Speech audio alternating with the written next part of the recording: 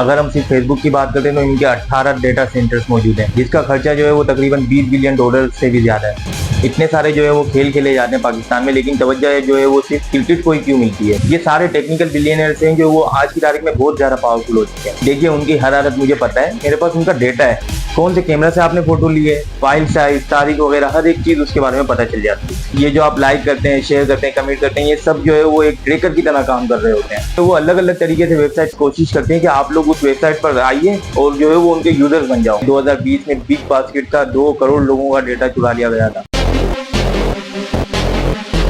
अस्सलाम वालेकुम दोस्तों, देखें ये जो हम लोग सोशल मीडिया इस्तेमाल करते हैं यानी कि यूट्यूब और फेसबुक वगैरह जो है, हम लोग जो है वो इसको इस्तेमाल करने में एक पैसा भी नहीं खर्च करते हैं। लेकिन जो इन सोशल नेटवर्किंग साइट्स के मालिक हैं वो लोग अरबों डॉलर लगाकर जो है वो अपने डेटा सेंटर को मेंटेन करते हैं ताकि हम लोग जो है वो फोटोज और वीडियोज जो है वो अपलोड कर सकें। अगर हम सिर्फ फेसबुक की बात करते हैं तो इनके 18 डेटा सेंटर्स मौजूद हैं, जिसका खर्चा जो है वो तकरीबन $20 बिलियन से भी ज्यादा है। तो बिल्कुल इसी तरह हर सोशल नेटवर्किंग साइट्स को भी $1 बिलियन लगाने पड़ते हैं अपनी कंपनी पर, तब जाकर जो है वो एक नेटवर्किंग साइट चलती है। आज के दौर में जहाँ पर इतनी महंगाई है कि कोई भी चीज मुफ्त में नहीं मिलती, तो फिर ये लोग सारी ये सोशल साइट जो है वो हमें फ्री में क्यों देते हैं। अब आप लोग इस बारे में ये सोच सकते हैं कि हमारा जो डेटा इस्तेमाल होता है इससे ही लोग अपने पैसे बना लेते होंगे, और आप में से कुछ लोग ये भी सोच रखते होंगे अगर ये लोग सोशल साइट्स वाले जो है वो हमारा डेटा भी ले लेते हैं तो हमें तो इससे कोई फर्क पड़ता नहीं है, क्योंकि हमारी तो सिर्फ एक ईमेल आईडी होगी और जो बेसिक डिटेल्स है वही हम लोग लगाते हैं और हमारे नाम के अलावा तो कोई छुपाने वाली बात ही नहीं है। तो देखिए इतना सिंपल नहीं है ये बात करना कि जैसे आप लोग सोच रहे हैं। आज जो है वो मैं आप लोगों को एक एक चीज डिटेल में समझा दूंगा कि कैसे जो है वो आप जिस चीज के बारे में सोचते हैं उसी चीज का एड आपके सामने आ जाता है। मर्सिडीज की एडवर्टाइजमेंट हमेशा अमीरों के पास ही क्यों जाती है, किसी गरीब के पास क्यों नहीं जाती? तो इस वीडियो में जो है मैं ये सारी बातें आप लोगों को समझाने की कोशिश करूंगा।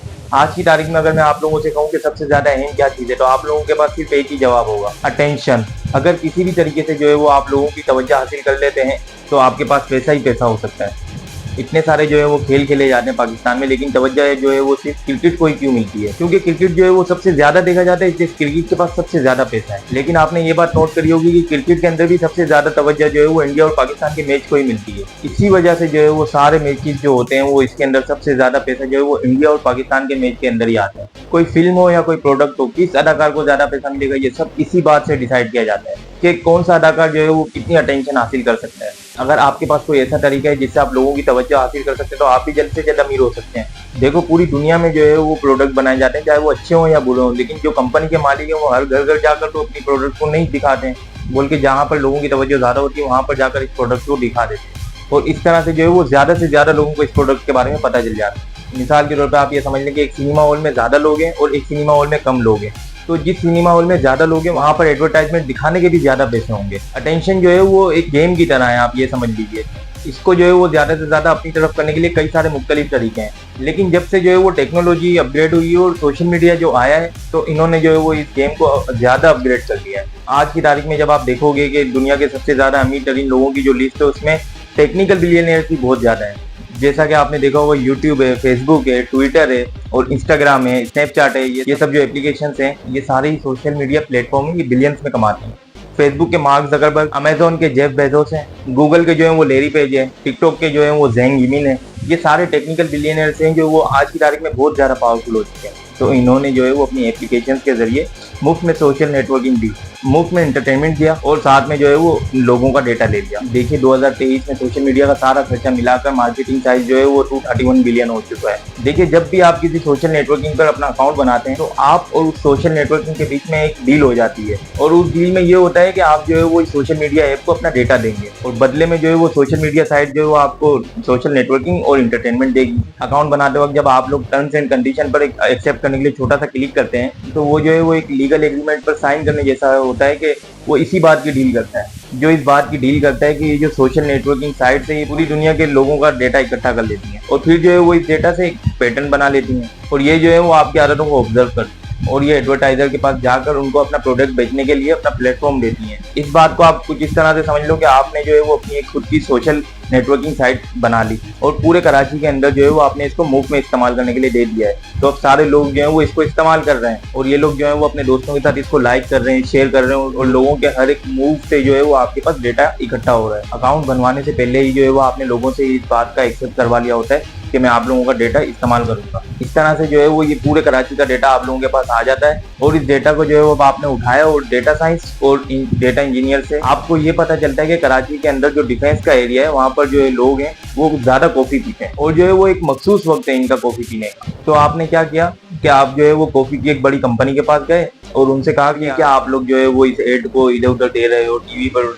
एडवर्टाइजमेंट करवा रहे हो और न्यूज़पेपर में एडवर्टाइजमेंट करवा रहे हो या इधर उधर बैनर लगवा रहे हो, तो इससे अच्छा आप मुझे दीजिए ये एड को, मैं जो है ये एडवर्टाइजमेंट सिर्फ उन लोगों को दिखाऊंगा जिनको कॉफी से ज्यादा लगाओ। देखिए उनकी हरारत मुझे पता है, मेरे पास उनका डेटा है और जो है वो आपकी ये एडवर्टाइजमेंट जब मैं उनको दिखाऊंगा तो आपकी सेल में तब्दीली आएगी, क्योंकि वैसे भी अखबार में जो ये आप एडवर्टाइजमेंट देते हैं तो ये दिन में 1 या 2 बार देखा जाता है, इसके अलावा जो है वो ये किसी कोने में पड़ा रहता है। लेकिन देखिए एक मोबाइल जो है वो किसी भी इंसान के सबसे ज्यादा करीब होता है, अगर आप इसके अंदर घुस गए तो फिर इससे पर्सनल क्या ही चीज और हो सकती है। तो इस तरह से जो है वो एक बेसिक मॉडल बना जो कि अपग्रेड वर्जन है एडवर्टाइजमेंट का। अब आप लोगों में से जो है वो कुछ लोग ये सोच रहे होंगे कि जब हम लोगों ने फेसबुक आईडी बनाई थी तो उसमें तो सिर्फ हम लोगों ने अपनी ईमेल आईडी, नाम, उम्र वगैरह यही सिर्फ दिया था, तो इस साइट्स को जो है वो हमारे बारे में इतना ज्यादा कैसे पता चल जाता है। देखिए जब आप एक अकाउंट बनाते हैं तो आप लोग अपनी बेसिक डिटेल तो देते ही हैं, लेकिन आप क्या लाइक करते हो, किस पोस्ट के ऊपर कमेंट करते हो और कितनी देर तक जो है वो आप इसके ऊपर एक्टिव रहते हो, कौन से दिन जो है वो आप इसको इस्तेमाल नहीं करते हो और किस किस जगह पर जाकर इसको इस्तेमाल कर रहे हो।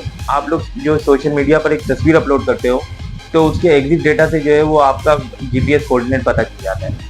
कौन से कैमरा से आपने फोटो ली है, फाइल साइज, तारीख वगैरह हर एक चीज उसके बारे में पता चल जाती है। आप लोग कभी ट्राई कीजिएगा, ऑनलाइन इमेज का जो है वो एग्जिट डेटा चेक कर लीजिएगा, तब आपको पता चल जाएगा ये सब कुछ कि आप लोगों की जो एक पिक्चर होती है उसमें कितनी सारी डिटेल्स होती हैं और ये सारी डिटेल्स जो होती हैं ये सोशल नेटवर्किंग साइट जो है वो अपने पास सेव करके रखती हैं। ये जो आप लाइक करते हैं, शेयर करते हैं, कमेंट करते हैं, ये सब जो है वो एक ट्रैकर की तरह काम कर रहे होते हैं जो कि लगातार आपकी हरकतों को, आपकी मालूमात को सोशल मीडिया साइट्स पर दे रहे होते हैं। ये जो लाइक, शेयर, कमेंट करके जो आप छोटा छोटा डेटा दे रहे होते हो इन साइट्स को, अगर आप ये नहीं देते हो तो आप इनके किसी काम के नहीं। ऐसी सिचुएशन में जो है ये सोशल नेटवर्किंग साइट्स अपने ऐप को इस्तेमाल करने के लिए नहीं देंगे आपको। देखिए सन 2018 में फेसबुक के जो सीईओ हैं उन्होंने एक इंटरव्यू में कहा था कि अगर कोई शख्स ये कहता है कि हमारा डेटा जो है आप इस्तेमाल नहीं करें और किसी एडवर्टाइजर को मत दें, तो इस केस में जो है वो हमारा प्लेटफॉर्म इस्तेमाल करने के लिए आपको इस चीज़ के पैसे देने पड़ेंगे। देखिए पहले जब आप किसी वेबसाइट को लॉगिन करते थे तो आपको ज़्यादा बार डिटेल डालनी होती थी, यानी कि जो है वो आपने एक बार डिटेल डालकर वेबसाइट को लॉगिन कर लिया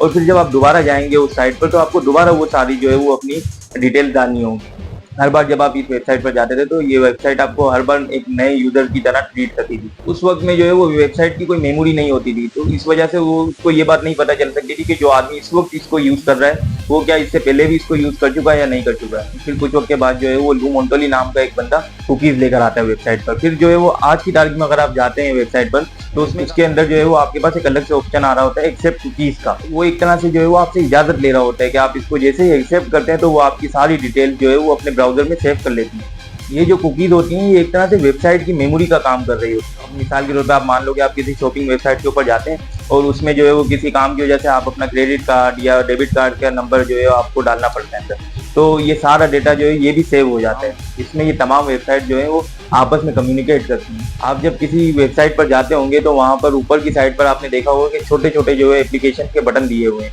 यानी कि फेसबुक है, गूगल है, तो इसको जो है वो थर्ड पार्टी कुकीज कहते हैं और इसी तरह से जो ये सब आपस में जुड़े हुए होते हैं और ये सारी इंफॉर्मेशन भी एक दूसरे से शेयर करते हैं। तो इन कुकीज की वजह से जो है वो आप अलग अलग वेबसाइट पर दौड़ कर इंफॉर्मेशन देते हैं, वो सारा कुछ ट्रैक कर लेती है। अब जिस वेबसाइट पर जो है वो ज्यादा लोग जाएंगे वहां पर ज्यादा अटेंशन, ज्यादा पैसा होता है, इसीलिए जो है वो अलग अलग तरीके से वेबसाइट कोशिश करते हैं कि आप लोग उस वेबसाइट पर आइए और जो है वो उनके यूजर्स बन जाओ ताकि ज्यादा से ज्यादा डिटेल उनको मिले। और जितने ज्यादा इस वेबसाइट को यूज करने वाले यूजर्स होंगे उतना ही ज्यादा डेटा उनके पास होगा और फिर उतने ही ज्यादा पैसे भी मिलेंगे उनको। जब एक यूजर किसी वेबसाइट पर जाता है तो ये डायरेक्ट यूज करने वाले के पास जाकर एड नहीं दिखाते हैं, बल्कि इन वेबसाइट्स और एडवर्टाइजर्स के बीच में होते हैं गूगल एडसेंस है, फेसबुक ऑडियंस नेटवर्क है, जैसे माइक्रोसॉफ्ट एडवर्टाइजिंग है और अमेजोन एडवर्टाइजिंग है।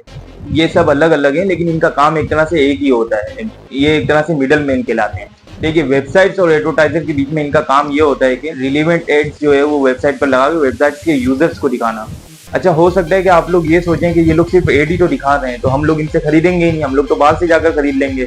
इस बात को जो है वो आप इस तरीके से समझ लें कि आप लोग जो है वो घर से ये सोच कर निकलें कि हमें एक पंखा खरीदना है, ठीक है, और पूरी मार्केट को इस बारे में इल्म हो कि आपको एक पंखा खरीदना है और जो दुकानदार जो है वो ज्यादा पैसे देकर अपनी एडवर्टाइजमेंट दिखाएगा मिडल मैन के जरिए जो है वो आपको फिर उसी का पंखा दिखाया जाएगा। इसी वजह से जो है वो आज की तारीख में ये सारा डेटा जो है वो एक मिडल ईस्ट के आयल से भी ज्यादा वैल्यू रखता है। देखिए 2017 की द इकोनॉमिस्ट की इस रिपोर्ट में इसमें जो है वो डेटा को ऑयल से भी ज्यादा वैल्यूएबल कंसीडर किया गया है, क्योंकि डेटा जो है वो वैल्यूएबल होता है। तो हैकर्स लोग जो होते हैं वो अलग अलग वेबसाइट से अटैक करके इस डेटा को चुरा भी लेते हैं बातों का। जैसे मान लो कि आपने बाइकिया पे एंड्रॉइड पे अपनी प्रोफाइल बनाई, तो इन कंपनी के सर्वर्स पर जो है वो अटैक करके हैकर्स आपका डेटा अगर चुरा लें, तो फिर इस चुराने के बाद हैकर जो है वो या तो इस डेटा को बेच देते हैं या फिर जो है वो आइडेंटिटी फ्रॉड वगैरह भी करते हैं। देखिए इस रिपोर्ट में 2020 में बिग बास्केट का 2 करोड़ लोगों का डेटा चुरा लिया गया था और फिर इस डेटा को डार्क वेब पर बेच दिया गया था। देखिए बहुत मुमकिन सी बात है कि आपकी जो ईमेल आईडी है या कार्ड डिटेल थे, हो सकता है कि इनके ऊपर भी कभी ना कभी अटैक हुआ हो। webIBeanFound.com के नाम से, इस पर जाकर आप एक बार लाजमी चेक कर लीजिएगा अपनी ईमेल आईडी डालकर ये कभी कंप्रोमाइज हुई है या नहीं हुई है।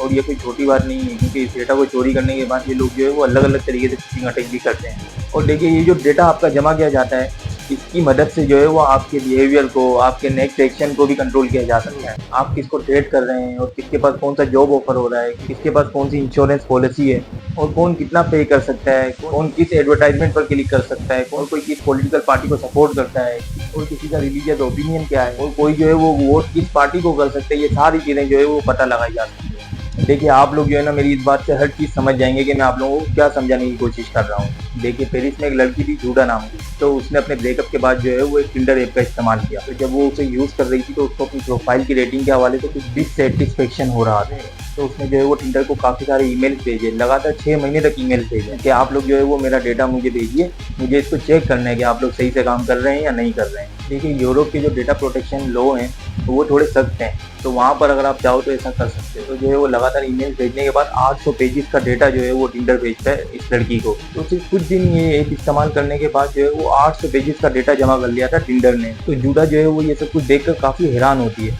कि वो जितना खुद के बारे में नहीं जानती थी, इससे ज्यादा जो है वो टिंडर इसके बारे में जानता था। तो इस डेटा से ये पता चलता है कि हफ्ते में कितनी बार वो लोनली फील कर रही थी और किस किस तरह के लड़के उसको पसंद है और किस किस वक्त पर जो है वो लड़कों की तरफ ज्यादा अट्रैक्ट हो सकती है। कितने मैसेज जो है वो उसने किन किन लड़कों को भेजे थे, और न्यू ईयर जो है वो उसने अकेले मनाया था, और म्यूजिक जो है वो उसको किस तरह का पसंद है, और फिर इसके अलावा जो है उसके लोकेशन, उसके लाइक्स, उसके डिसलाइक, हर एक चीज की डिटेल जो है वो उस डेटा में मौजूद थी। अब जरा सोचिए आप कि अगर आपको किसी की इतनी डिटेल्स मिल जाए तो आपके लिए जो है वो इंसान को मैनिपुलेट करना कितना आसान हो जाएगा। जैसे कि उसका पॉलिटिकल ओपिनियन है या किसी एडवर्टाइजमेंट पर क्लिक करवाना है, ये सब कितना आसान हो जाएगा आपके लिए। यहाँ तक कि जो सोशल मीडिया कंपनीज है इनके ऊपर कई बार इंक्वायरीज भी बैठती है कि ये लोग जो है वो आपके मोबाइल के जरिए से आपकी आवाज भी सुन सकते हैं। हालांकि ये बात प्रूव नहीं हुई है। देखिए CNBC का जो यूट्यूब चैनल है उस पर Mark Zuckerberg we don't need mobile device microphone के नाम से जो है वो एक इंक्वायरी भी बैठी है, जो कि आप जाकर लाजमी देखिएगा। सोशल मीडिया कंपनी ने ये जो डेटा गेम है इसे बहुत ज़्यादा स्ट्रॉन्ग कर दिया है। देखें एक औरत अगर एक घर के अंदर वॉशिंग मशीन सर्च कर रही है, तो उसके अलावा जो और कोई डिवाइस यूज़ करने वाला है उस घर में सेम वाईफाई में, तो उसके भी मोबाइल पर जो है वो ये सारे ऐड आना शुरू हो जाते हैं वॉशिंग मशीन के। ब्राउज़र हिस्ट्री है, डेमोग्राफिक डेटा है, लोकेशन है, सोशल मीडिया हिस्ट्री है, इन सारी चीज़ों के जरिए जो है बहुत ही आसानी से आपका बिहेवियर और कौन सा कंटेंट आप देखते हैं और किस तरह के प्रोडक्ट्स आप सर्च करते हैं,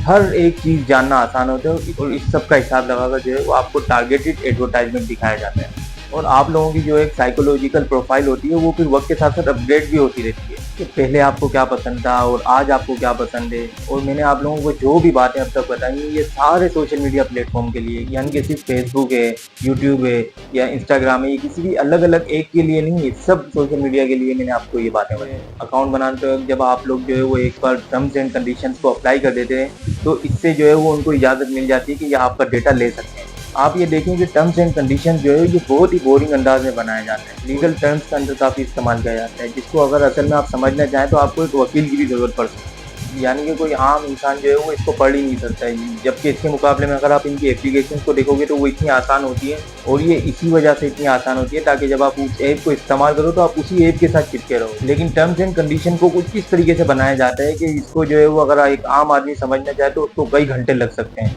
तो इस वजह से जो है वो बिना पढ़े ही इसको अप्लाई कर देते हैं। देखिए 20,000 से भी ज़्यादा वर्ड्स और लंबे फॉर्मेट्स पर ये टर्म्स एंड कंडीशन को जानबूझकर बनाया जाता है। इन टर्म्स एंड कंडीशन को जो है वो प्रॉपर्टी एग्रीमेंट्स या फिर कोर्ट डॉक्यूमेंट्स की तरह दिखाया जाता है ताकि आपको पढ़ने का दिल ही ना करे। देखिए 2017 में न्यूयॉर्क यूनिवर्सिटी के प्रोफेसर जोनेथन और एनी ने एक वेबसाइट बनाई जो कि नेम ड्रॉप के नाम से वेबसाइट, लेकिन जो है ये एक फेक वेबसाइट थी, क्योंकि जो है इन लोगों ने एक छोटा सा एक्सपेरिमेंट करने के लिए इस वेबसाइट को बनाया था। उसमें जो है वो इन्होंने 543 स्टूडेंट्स को ज्वाइन करवाया और बिल्कुल सेम टर्म्स एंड कंडीशन बना के अपने एड्स के साथ लगा दी, जैसे कि जो है वो सोशल मीडिया कंपनी अपने टर्म्स एंड कंडीशन बनाती है। लेकिन इस टर्म्स एंड कंडीशंस में इन्होंने एक चीज़ ये चेंज कर दी पैराग्राफ 2.3.1 के अंदर। तो जो इस टर्म्स एंड कंडीशंस को अप्लाई करेगा उसका जो पहला बच्चा होगा वो कानूनन तौर पर वो कंपनी का जो मालिक है ये उसका हो जाएगा। और ऐसा लिखने का इनका मकसद ये था कि वो जानना चाहते थे कि कितने लोग इसको पढ़कर अप्लाई करेंगे और कितने लोग इसको बिना पढ़े अप्लाई करते हैं। तो इन स्टूडेंट्स में से 1/2 स्टूडेंट्स को छोड़कर बाकी जितने भी स्टूडेंट्स थे इन्होंने जो है वो इस टर्म्स एंड कंडीशंस को बिना पढ़े अप्लाई कर दिया। इन टर्म्स एंड कंडीशन को लेकर कई बार जो है वो डिस्कशन हो चुके हैं। फेसबुक की तरफ से कई बार ये कहा गया कि हम सख्त रूल बनाएंगे जिससे इस्तेमाल करने वाले का डेटा सेव रहेगा, यानी कि इसका ये मतलब होगा कि फेसबुक हमारे डेटे का मिसयूज नहीं करेगा। इस बात को लेकर फेसबुक खुद ही जो है वो रूल बनाएगा। मेरी इस बात का मतलब ये है दोस्तों कि इस वक्त ये जो सब लड़ाई चल रही है डेटा के लिए, इसमें हर इस्तेमाल करने वाला बंदा बिल्कुल अकेला है, इसमें गवर्नमेंट का भी कोई सपोर्ट नहीं होगा। देखिए 2013 में एक डॉक्यूमेंट्री आई थी टर्म्स एंड कंडीशंस में अप्लाई के नाम से। इसमें देखना आप लोग कि सोशल मीडिया कंपनी जो है वो किस तरह से डेटा लीक करके इसका गलत इस्तेमाल करती है और उसको किस तरह से बेच देती है। सोशल मीडिया में भी कंपटीशन है अटेंशन को लेकर कि जिस प्लेटफॉर्म पर ज्यादा लोग आएंगे उस प्लेटफॉर्म पर ज्यादा एक्टिविटी होगी और अटेंशन भी जो है वो ज्यादा वहीं पर होगी और डेटा भी ज्यादा वहीं पर जमा होगा, यानी कि ज्यादा प्रॉफिट होगा। और ज्यादा डेटा जमा होने के बाद ये लोग उसी डेटा के जरिए पैटर्न्स बनाते हैं ताकि जो है ये लोग पूरी तरह से समझ जाएं कि इस्तेमाल करने वाले का नेक्स्ट स्टेप क्या होने वाला है। देखिए सारे सोशल मीडिया एप्लीकेशन है, इनका सिर्फ एक ही मकसद है कि कैसे भी करके जो है ये आप लोगों को अपने ऐप के साथ जोड़ कर रखें। नेटफ्लिक्स के मालिक ने कहा था कि गूगल और फेसबुक तो हमारा कंपटीशन है ही, लेकिन हमारा असली कंपटीशन जो है वो एक इंसान की नींद है, क्योंकि ये वो वक्त होता है कि जब यूजर के ऊपर हमारा कोई भी तरीका काम नहीं करता। देखिए अगर आप इस बात पर गौर करेंगे कि हर सोशल मीडिया कंपनी जो है वो दुनिया के बेस्ट स्ट्रेटेजिस्ट को हायर करके यही काम करवाती है ताकि जो है वो किसी भी तरह से लोग हमारे ऐप को इस्तेमाल करते रहें, और ये काफी हद तक कामयाब भी है। कि देखिए आप लोग जो है वो पहले अपने दोस्तों में जाते थे, कुछ खेलने वगैरह के लिए बाहर जाते थे, अब ये सारा वक्त जो है वो आपका सिर्फ मोबाइल में लग जाता है। कुछ लोग तो जो है वो वॉशरूम में भी मोबाइल इस्तेमाल करने के लिए ले जाते हैं और कुछ लोगों के तो बहुत परेशान है उनसे कि ये ड्यूटी टाइम में हमेशा मोबाइल यूज करते रहते हैं। तो देखें लोग जो है वो अपनी रोजी रोटी को खतरे में डाल कर भी मोबाइल लाजमी इस्तेमाल करते हैं, और इससे ज्यादा नशा और क्या हो सकता है। बस पूरे दिन में जो आप लोग सिर्फ नींद करते हैं ना, सिर्फ उसका तोड़ नहीं है इन लोगों के पास। बाकी सारे वक्तों के लिए इन्होंने दुनिया के मशहूर अटेंशन इंजीनियर्स को बिठाकर आपको तवज्जो इन एप्स पर लगा दिया है। ये लोग आपको इस बात का अंदाजा ही नहीं होने देंगे कि आप लोग सिर्फ एक नोटिफिकेशन देखने के लिए मोबाइल पर जाओगे और कब जो है वो रील्स में आप तक जाओगे। आपको अंदाजा ही नहीं होने देंगे ये लोग इस बात का कि आप यूट्यूब पर अपने किसी जरूरी काम की वीडियो देखने जाओगे और कब आप शॉर्ट में चले जाओगे, आपको पता ही नहीं चलेगा इस बात का। अगर इस बात पर आप थोड़ा गौर करें तो कैलिफोर्निया के सिलिकॉन वैली के अंदर बड़े बड़े दिमाग वाले और बड़ी बड़ी कंपनी के मालिक जो हैं वो इस बात का फैसला कर रहे हैं कि दुनिया के अरबों लोगों की अटेंशन और तवज्जो कहाँ पर होगी। देखिए एक इंसान का ध्यान जहाँ पर होता है ना वहीं पर उसकी यादें बनती हैं। अगर ध्यान पर ही किसी और का कंट्रोल हो जाएगा तो हमारी यादों में भी ये व्लॉग्स, वीडियोस और शॉर्ट्स ही रह जाएंगे। देखिए अगर यहाँ पर सिर्फ एड दिखाकर प्रोडक्ट बेचने की बात होती तब भी ठीक था, लेकिन इस डेटा के जरिए आपके सोशल और पॉलिटिकल बिहेवियर भी कंट्रोल किए जाते हैं। बिग डेटा और डेटा माइनिंग जैसी टेक्नोलॉजी का इस्तेमाल करके ये सारी पॉपुलेशन के बिहेवियर और पैटर्न्स को समझते हैं, फिर जो है वो इन्हें टारगेटेड कंटेंट दिखाया जाता है, एक ऐसा कंटेंट जिससे जो है वो सोशल मीडिया का सारा इंटरेस्ट पूरा हो जाए। आज से कुछ साल पहले ऐसा होता था कि आप जिसे ऐड करते थे या जिसको सब्सक्राइब करते थे सिर्फ उसके बारे में आपकी वीडियो पर दिखाया जाता था, लेकिन आज के दौर में आपने भले ही किसी को भी फॉलो कर रखा हो, लेकिन ये सोशल मीडिया कंपनी अपने हिसाब से आपको कंटेंट दिखाते हैं, और इस सब की वजह भी यही होती है ताकि आप ज्यादा से ज्यादा इस ऐप को इस्तेमाल करते रहें। इस प्रोसेस को जो है वो कुछ इस तरीके से डिजाइन किया गया है कि आप जो है वो इस उम्मीद में 3 से 4 घंटे जो है वो मोबाइल में लगा दो कि अब आगे जो है वो कुछ अच्छा नया देखने को मिलेगा,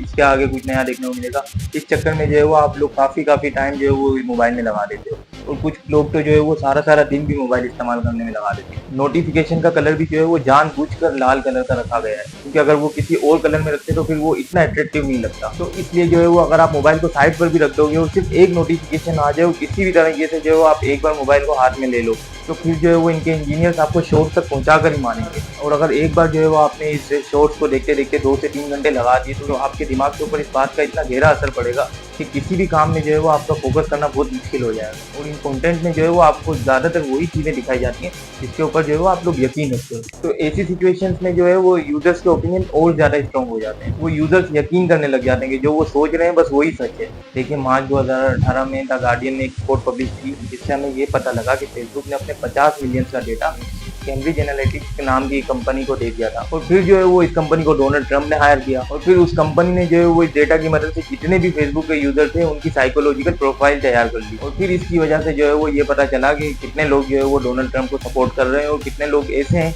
जिनको सिर्फ जरा सा पुश किया जाए तो वो डोनाल्ड ट्रंप को सपोर्ट करने लगेंगे। और जब ये सारा डेटा तैयार हो गया तो डोनाल्ड ट्रंप के ये कंटेंट जो थे इनको यूजर्स को सुबह शाम रोजाना दिखाया जाता था और इस वजह से जो है वो तकरीबन 8 करोड़ 70 लाख लोग प्रो ट्रम्प हो चुके थे। लेकिन जब ये खबर आया है तो इसके बाद मार्क जकरबर्ग की एक हेयरिंग जो कि US house of representatives financial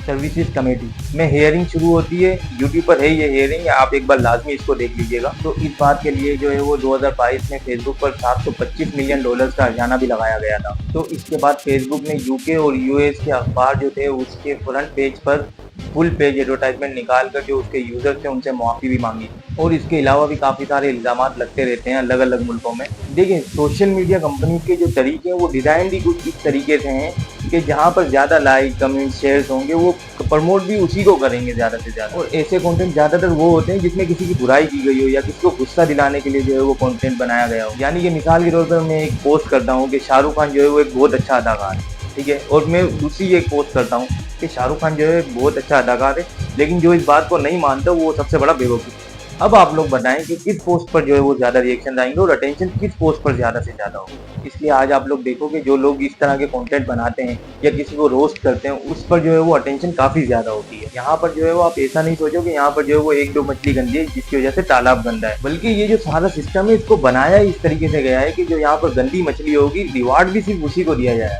अगर आप एक बात पर नोटिस करो कि पहले के जमाने में जो है वो बात होती थी सिर्फ पॉलिसीज पर, रूल्स पर, लेकिन आज की तारीख में कौन सा पॉलिटिशियन कितना ज्यादा पॉपुलर है, लोगों की अटेंशन किस पॉलिटिशियन पर है वो ज्यादा जरूरी हो गया है। और कुछ ममालिक तो इन सोशल मीडिया साइट्स को एज अ टूल्स के तौर पर इस्तेमाल कर रहे हैं सिर्फ दूसरे मुल्कों को पीछे करने के लिए। बाइट डांस नाम की एक कंपनी है जो कि चाइना की है, जो कि टिकटॉक की ओनर है, वो चाइना के टिकटॉक को बिल्कुल अलग रखती है बाकी मुल्कों के मुकाबले। देखो चाइना में अगर कोई टिकटॉक यूज करता है 14 साल से कम उम्र का बच्चा तो उसको साइंस एक्सपेरिमेंट से एजुकेशनल वीडियोस वगैरह देखने को मिलती हैं और यहाँ तक कि उनकी देखने की लिमिट भी 40 मिनट तक के लिए ही रखी गई होती है। और बिल्कुल सेम टिकटॉक जब दूसरे मुल्क वाले इस्तेमाल करते हैं तो यहाँ पर ऐसी ऐसी चीज़ें दिखाई जाती है कि यहाँ पर सीखने को तो कुछ नहीं मिलता, लेकिन दिमाग जो है वो उल्टे दूसरी तरफ जो है वो मुतवज्जा होना शुरू हो जाता है। अब देखिए ये वीडियो जो मैंने बनाई है ये मैंने आप लोगों को डराने के लिए नहीं बनाई, बल्कि सिर्फ इसलिए बनाई है ताकि आप लोगों को भी सारी बात का इल्म हो सके जब भी आप इन ऐप्स को इस्तेमाल करें।